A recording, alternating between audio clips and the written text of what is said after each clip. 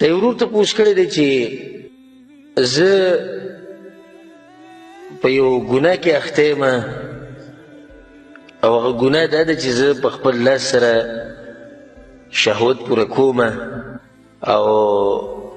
ډېر کوشش مو وکړو چې دا ګناه پرېږدم خو نشم پرېښودی نو ستاسو څه نصیحت دی؟ الجواب: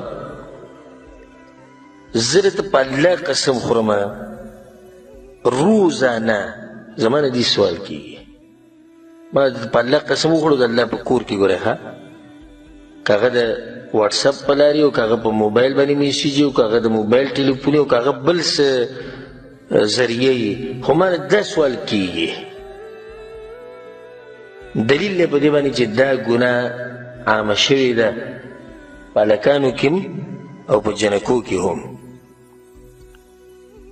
نو دا رور لا ښه و چې تپوس یې وکړو نصیحت غواړي او کوم چې دا خبره پټه ساتلې ده نو ښه په نقصان کې پراته دي زه به د زړه د کومې نه دغه رونو او خویندو ته نصیحت وکړم کوم چې په دې بیمارۍ کې اخته دي او یو څو طریقې به ورته بیانې کړم ډېرې قیمتي چې دا طریقې دوی استعمال کړو په دې عمل وکړو دې ګناه نه به الله ساتي اول خو دا خبره یاده ساتئ چې الاستمناء استمناء دې ته وایي په خپل لاس باندې مني ویسته که هغه هره طریقه خو د دغه استعمال پکې نه لکه زنانې مخې ته نه هلک نه په خپله لیږي او دغه شان زنانه هم کوي دا حرام دی د قرآن او حدیث په رڼا کې الله سبحانه وتعالی په قرآن کې دا خبره کړې ده د مؤمنانو صفت یې ذکر کړی والذین هم لفروجهم حافظون مؤمنان هغه دي چې خپل عورتونو حفاظت کوي الا علی ازواجهم وملکت ایمانهم مګر دا چې د خپلو ښځو سره که عورت استعمالوي یا د وینځو سره نو بیا خو هېڅ خبره نه فانهم غیر ملومین الله وایي دوی څوک نشي ملامته کولی سړی به چې په دې کې کوم ځای کې دلیل دلیل به کشتي که واوره مخکې الله څه وایي فمن ابتغى وراء ذلک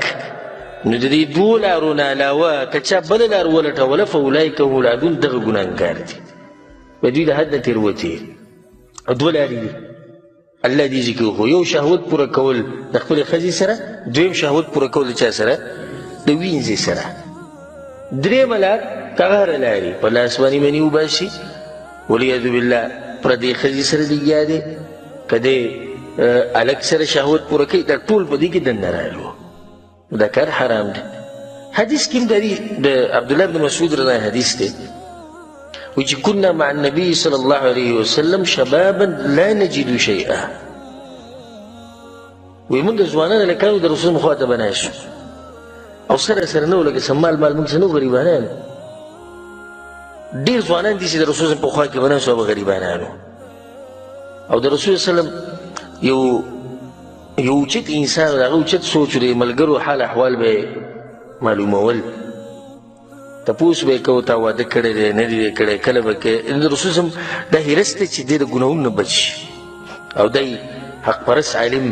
د هغه هم دا طریقه وي ځکه چې د عالم د امتیانو لپاره داسې لکه پلار د بچو خیال ساتي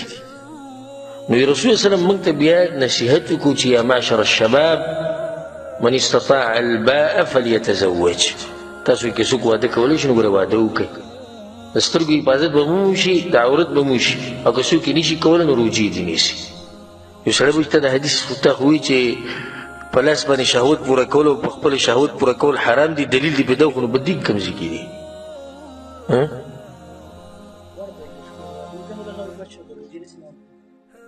نه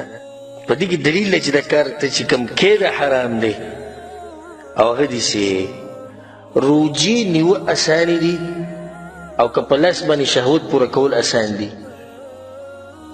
څه اسان دي شهوت پوره کول اسان دي ولې رسول صم دا ګرانه طریقه ښیي بیا ولې رسول صم ته پته نه چې داسې یو طریقه شتي پته ده ورته که نه پته نه یې ښیي او ښه اسانه طریقه ده خو ویې نه وي چې تاسو کې څوک واده نشي کولی هغه خیر دی ځه ځان له خپل شهوت پوره کوي داسې ونه وي وایي چې نشي کولی یو روجې نیسه که نه